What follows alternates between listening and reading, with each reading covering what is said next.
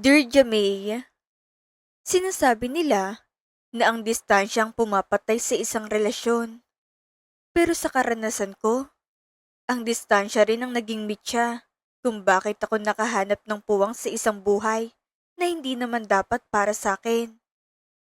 Ako si Julian, 24 anyos, isang freelance graphic designer. Noong panahong iyon, bago pa ako naging art director, kontento na ako sa maliit kong condo unit dito sa Cebu City. Ang buhay ko ay umiikot lang sa pagitan ng kape, deadline ng mga kliyente, at ang panonood ng mga ilaw sa syudad mula sa aking balcony. Tahimik ang buhay ko, halos paulit-ulit. Parang isang layout na paulit-ulit kong ina-adjust pero hindi ko naman binabago ang mismong konsepto. Sa umaga, gigising ako sa tunog ng notification sa laptop ko. Mga email ng revisions, requests, at kung ano-ano pang kailangang tapusin. Magtitimpla ako ng kape. Minsan sobrang tapang. Minsan sakto lang. Depende sa kung gaano kabigat ang araw na naghihintay. Pagkatapos, uupo ako sa mesa ko na punong-puno ng sketchpads, sticky notes, at kung minsan, ay mga basong hindi ko na nahuhugasan agad. Sa gabi naman, kapag tahimik ng lahat, doon ko lang napapansin ang lungkot ng katahimikan. Nakasanayan ko na rin iyon, ang pakiramdam na wala namang kulang. Pero parang may espasyo pa rin na hindi ko mapunan. Tahimik ang buhay ko, hanggang sa makilala ko ang nakatira sa Unit 402. Si Clara. 35 taon na siya noon, isang pharmacist. Unang beses ko siyang nakita sa lobby. Medyo nagmamadali. May bitbit na 2 paper bags ng grocery na halatang mabigat. Kasunod niyang isang batang babae na halos tumatalon sa sobrang likot. Si Mia, 6 na taong gulang pa lang. Pero ang enerhiya, parang kayang punuin ang buong building. Napansin ko agad si Clara. Hindi dahil sa maganda siya, kahit totoo naman iyon, kundi dahil sa paraan ng pagdadala niya sa sarili. May pagod, oo, pero may lakas din. Parang kahit mabigat ang buhay, hindi siya papayag na matumba. Hindi ko inaasahan na ang simpleng pagtulong ko sa kanya nang minsang mag-malfunction ng computer na ginagamit ni Mia para sa online class niya ang magiging simula ng lahat. Naalala ko pa, kumatok siya sa unit ko ng alanganin. Parang nahihiya. Julian, pasensya ka na ha. May time ka ba? Ayaw kasi gumana nitong laptop ni Mia. Pagpasok ko sa unit nila, doon ko unang nakitang mundo nila. Hindi kasing ayos ng sakin. May mga laruan sa sahig, may nakabukas na libro sa sopa, at may half-finished na kape sa mesa. Pero may buhay, may init. Salamat talaga, Julian ha. Pasensya ka na, hindi ko talaga alam kung anong nangyari rito. Magagalit kasi ang teacher ni Mia kapag hindi siya nakapasok bukas. Sabi ni Clara, habang inaabotan ako ng malamig na juice. Wala yun, Clara. Isang pindot lang naman to sa settings. Tawagan mo lang ako kapag nagloko ulit. Sagot ko, habang nakatingin sa kanya.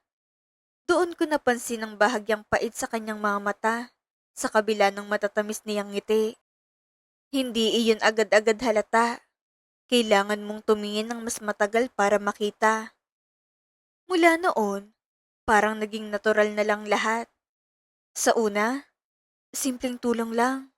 Pag-aayos ng wifi, pag-check ng laptop, minsan pagtulong kay Mia sa pag-open ng Zoom. Pero habang tumatagal, nagiging mas madalas ang pagpunta ko sa kanila. Minsan, nagdadala ako ng pagkain. Mga take-out na alam kong hindi na niya kayang ihanda pagkatapos ng mahabang shift sa pharmacy. Minsan naman, ako ang kusang pumupunta kapag naririnig kong umiiyak si Mia o kapag tahimik na masyado ang unit nila. At si Mia, mabilis siyang napalapit sa akin. Tinatawag niya akong, Kuya Julian, At halos araw-araw may bago siyang kwento. Minsan tungkol sa school, minsan tungkol sa imaginary friends niya, at minsan tungkol sa papa niya na malayo. Doon ko nalaman si Mark, isang engineer sa isang oil rig sa Norway. Buwan-buwan, taon-taon, nasa malayo. Umuuwi pa minsan-minsan, pero hindi sapat para punan ng mga araw na wala siya. Hindi ko agad naintindihan kung gaano kabigat iyon, hanggang sa marinig ko mismo mula kay Clara. Kapag tulog na si Mia, doon nagsisimula ang mga gabing hindi ko inaasahang magiging bahagi ng buhay ko. Lumalabas kami sa balcony. Pareho kaming may hawak na tasa ng kape. Minsan mainit, minsan malamig na dahil natatagalan sa usapan. Tahimik muna sa umpisa hanggang sa siyang unang magsasalita. Alam mo, Julian, ang hirap pala talaga kapag mag-isa ka lang. Hindi iyon reklamo, hindi rin iyon drama. Parang simpleng katotohanan lang na matagal na niyang tinatanggap. Doon, sa pagitan ng usok ng kape at lamig ng hangin ng Cebu, ibinubuhos ni Clarang lahat. Alam mo, Julian, mahirap ang ganito eh. Para akong may asawa pero wala. May tatay si Mia, pero sa screen lang nila nakikitang isa't isa. Minsan, ang bigat-bigat na eh. Pag-amin niya isang gabi, mahina ang boses niya noon. Parang takot na baka marinig kahit ng hangin. Nakatingin siya sa malayo. Hindi sa akin, kundi sa mga ilaw ng lungsod na kumikislap sa dilim. Para bang doon niya ibinubuhos ang lahat ng pagod at lungkot na matagal na niyang kinikimkim. Hinawakan kong kamay niya. Hindi ko mapigilan ang sarili ko. Narito naman ako, Clara. Hindi kita iiwan. Mainit ang palad niya, pero ramdam kong bahagyang panginginig. Hindi niya hinugot ang kamay niya mula sa akin. Sa halip, mas lalo pa niya iyong hinigpitan na para bang doon siya kumakapit. Ang paghanga ko sa katatagan niya ay unti-unting naging malalim na pag-ibig. Sa bawat araw na lumilipas, mas nakikita kong mga bagay na hindi nakikita ng iba. Kung paano siya mapagod pero hindi nagpapakita. Kung paano niya unahin si Mia kahit wala nang matira para sa sarili niya. Kung paano siya ngumiti kahit halatang pilit na. Nakita kong uhaw niya sa atensyon. Iyong atensyong hindi kayang ibigay ng mabilis na video call o mensahe mula sa Norway. Iyong mga, kumain ka na ba? Na walang kasunod na yakap. Iyong mga, miss na kita na hindi kayang palitan ng presensya. At ako naman, nabulag ako sa kagustuhang punan ng bawat pagkukulang ni Mark sa buhay niya. Naging madali para sa akin na magpanggap. Naisipin na may puwang ako roon. Na kung gaano siya kalungkot, ganoon din kalalim ang dahilan para manatili ako sa tabi niya. Dumating ang isang gabi na tila itinadhana ng pagkakataon. Malakas ang buhos ng ulan sa labas. Yung klase ng ulan na halos hindi mo na makitang kabilang building. Ang hangin na sumisipol sa pagitan ng mga bintana at paminsan-minsan ay may kasamang malakas na kulog na nagpapayanig sa buong paligid. Pumasok ako sa unit ni Clara para tulungan siyang ayusin ang ilang gamit na nabasa dahil sa tagas sa bintana. May tumutulong tubig sa gilid ng frame at may mga papel at gamit na nagkalat sa sahig na pilit naming inililigtas. Basang-basa kami pareho. Ang buhok niya, nakadikit sa kanyang pisngi. Ang damit niya, bahagyang kumakapit sa balat dahil sa ulan. Ako rin, hindi na halos malaman kung alin ang pawis at ulan. Nagtamang aming mga paningin. Walang nagsalita, pero ang tensyon sa pagitan namin ay mas maingay pa kaysa sa kulog sa labas. Parang lahat ng bagay na pilit naming iniiwasan sa mga nakaraang buwan ay sabay-sabay na lumutang sa sandaling iyon. Clara, hindi ko na kayang itago to. Mahal kita. Higit pa sa pagiging magkapitbahay. Bulong ko. Ramdam ko ang bigat ng bawat salitang binitawan ko. Parang wala nang atrasan. Hindi siya sumagot agad, pero lumapit siya sa akin. Mabagal, maingat. Parang bawat hakbang niya ay may kasamang tanong. Kung tama ba ito? Kung dapat ba itong ituloy? Pero hindi siya tumigil. Hanggang sa wala ng pagitan sa amin. Doon, sa gitna ng dilim at tunog ng ulan, nalampasan namin ang hangganan. Naging amin ang gabing iyon. At ang mga sumunod pang mga buwan, naging lihim kaming magkasama. Sa bawat araw, mas naging komplikado ang lahat. Bawat sulyap sa labi ay may halong kaba. Yung tipong sandali lang kayong magkatitigan, pero parang may lihim na kayong binabahagi na walang ibang nakakaalam. Bawat pagpasok ko sa unit niya, kapag tulog ng mga tsismosang kapitbahay, ay parang isang misyon. Tinitiyak kong tahimik ang hallway. Mabagal ang pagbukas ng pinto at walang nakakakita sa anino ko na dumudulas papasok. Sa loob ng unit niya, ibang mundo.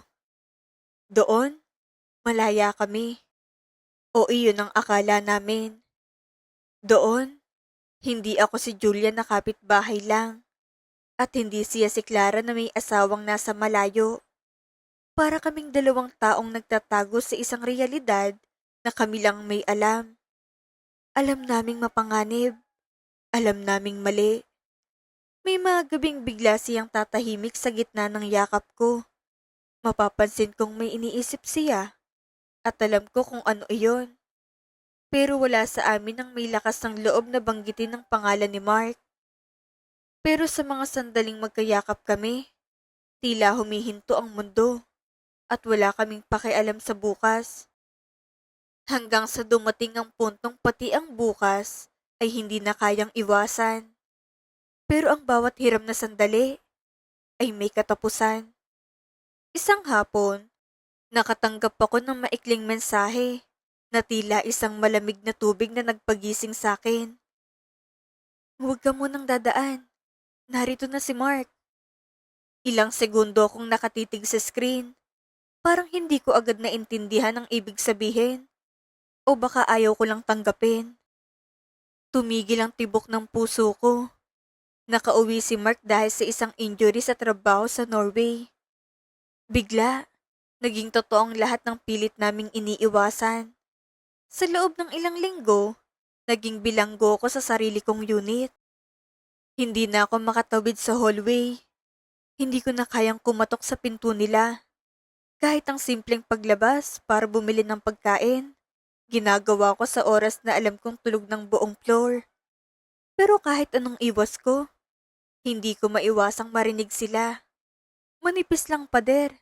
Dinig na dinig ko ang bawat tawanan sa kabilang dingding. Ang boses ni Mia na masayang masaya dahil kapiling ang ama. Puno ng saya ng matagal niyang inasam. Ang baritono ni Mark, malalim, matatag, may presensya. At ang boses ni Clara na tila bumalik na sa dati. Magaan, buo, parang walang kulang. Mas masakit iyon kaysa sa inaakala ko. Minsan, naririnig ko ang kanilang mga diskusyon. Hindi na iyon basta kwentuhan lang. Mas seryoso, mas mabigat. Pinag-uusapan nilang kinabukasan, kung paano sila mag-a-adjust, kung paano haharapin ang mga susunod na buwan. Ang injury ni Mark ay hindi biro. Kailangan niya ng mahabang panahon para magpagaling. Hanggang sa isang madaling araw, nakita ko si Clara sa parking lot. Nagkakarga siya ng mga gamit sa kanilang sasakyan. Malamig ang hangin noon. Yung tipong kumakapit sa balat kahit hindi naman umuulan. Halos wala pang tao sa paligid. Tanging ilaw lang ng poste at ang mahinang ugong ng makina ng sasakyan nila ang bumabasag sa katahimikan. Dahan-dahan siyang kumikilos. Parang ayaw niyang gumawa ng ingay. Parang bawat galaw niya ay may bigat. May mga kahon sa likod ng sasakyan. Mga gamit na pamilyar sa akin. Ilang beses ko ring nakitang mga iyon sa loob ng unit niya. Ang maliit na pink na bag ni Mia, ang coffee maker na madalas naming gamitin sa balcony, at ilang frame na minsan niyang ipinakita sa akin habang nagkakwento siya tungkol sa nakaraan. Doon ko nalaman ng masakit na katotohanan. Lilipat na sila sa Davao. Doon na sila maninirahan para mas makatutok sa pagpapagaling ni Mark at para na rin malayo sa ingay ng syudad. Hindi ko alam kung gaano ako katagal nakatayo roon bago niya ako napansin. Pero nang magtagpo ang mga mata namin, parang biglang bumagal ang lahat. Nagtagpo ang mga mata namin sa huling pagkakataon sa parking lot. Walang sumbatan, walang galit, pero maraming hindi nasabi. May lungkot sa mga mata niya, hindi hysterical, hindi dramatiko, tahimik lang. Yung tipong tanggap na niyang desisyon, pero hindi ibig sabihin ay hindi na masakit. Julian, tawag Dia. Salamat. Salamat sa naging sandigan ko noon, lalo na ng mga panahong tila guguho na ako. Huminto siya sandali, parang may gustong idagdag pero pinili niyang pigilan. Napatingin siya sa sasakyan, saka muling bumalik ang tingin sa akin. Parang sinusukat kung hanggang saan lang dapat niyang ipakita. Clara, mag-iingat kayo. Panging naisagot ko. Kahit ang totoo, ay gusto ko siyang pigilan. Gusto kong sabihin na manatili siya, na kaya pa naming ayusin, na may paraan pa. Pero alam kong wala. Sa likod ng bawat salitang gusto kong sabihin, naroon ang katotohanang hindi akong dapat niyang piliin. Kaya nanatili akong nakatayo. Tahimik, pinapanood ko siyang isara ang pinto ng sasakyan, inayos ang huling kahon, at tuluyang lumayo. Kinabukasan, pagbukas ko ng pinto, may nakita akong maliit na sketchpad sa tapat ng unit ko. Pareho iyon sa mga ginagamit ko. Simpleng cover, medyo gasgas na sa gilid. Dahan-dahan ko iyong kinuha, parang may kaba sa dibdib ko na hindi ko maipaliwanag. May nakasulat sa unang pahina. Salamat sa pagpuno ng mga kulay, sa panahong madilim ang paligid ko. Napaupo ako sa sahig, hawak ang sketchpad. Pinuklat ko ang mga susunod na pahina. Mga ilang doodles ni Mia. May mga simpleng guhit na tila ginawa habang nag-uusap kami noon. At may ilang pahina na walang laman. Mga pahinang parang sinadyang iwan para sa mga bagay na hindi na matutuloy. Doon ko naramdaman ang bigat ng lahat. Hindi lang dahil nawala siya, kundi dahil alam kong tama ang nangyari. Lumipas ang mga taon, marami nang nagbago. Isa na akong sikat na art director ngayon. Pero dala-dala ko pa rin ang pilat na iniwan ng pag-ibig na iyon. Isang pag-ibig na bagaman hiram, ay nagturo sa akin kung paano tunay na magmahal. Ang magmahal ng marunong magpalaya. Mga ka-confession, dito nagtatapos ang kwento ni Julian. Isang kwentong nagpapakita na ang pag-ibig ay hindi laging tungkol sa pagmamay-ari, kundi sa pag-intindi sa tamang pagkakataon at obligasyon. Sa tingin niyo ba mga ka-confession, mas naging mabigat ang desisyon ni Clara dahil sa injury ng kanyang asawa? O sadyang ang injury na iyon ay naging paalala lang sa kanya na ang obligasyon sa pamilya ay laging mas matimbang kaysa sa anumang pansamantalang kaligayahan? Para sa akin, ang injury ni Mark ay nagsilbing wake-up call kay Clara. Hindi dahil doon lang siya nagising, kundi dahil doon niya mas malinaw na nakita ang realidad na may taong umaasa sa kanya, hindi lang emosyonal, kundi pisikal at bilang pamilya. Pinakita nito na sa dulo ng lahat, ang pamilyang binuo ang siyang tunay na nangangailangan sa kanya. Minsan, gumagawa ang tadhana ng paraan para ibalik tayo sa landas na dapat nating lakaran. Kahit gaano pa kasakit ang pagtalikod sa taong nagbigay sa atin ng panandaliang saya. Ang tunay na pag-ibig ay hindi lamang matatagpuan sa nararamdaman nating kilig o atensyon, kundi sa ating kakayahang panindigan ang ating mga sinumpaang pangako. Huwag nating gamitin ang pangungulila bilang lisensya para makasakit ng iba o para sirain ang isang bagay na matagal nating binuo. At para sa mga tulad ni Julian, tandaan na ang pagtulong ay may hangganan. Hindi natin obligasyong punan ng pagkukulang ng iba kung ang kapalit nito ay ang pagkawala ng sarili nating prinsipyo. Kayo mga ka-confession, anong aral ang inyong nakuha sa kwento ni Julian? I-comment ang inyong saloobin sa ibaba. Muli, ito ang inyong lingkod, Miss Jamay. Hanggang sa susunod nating confession.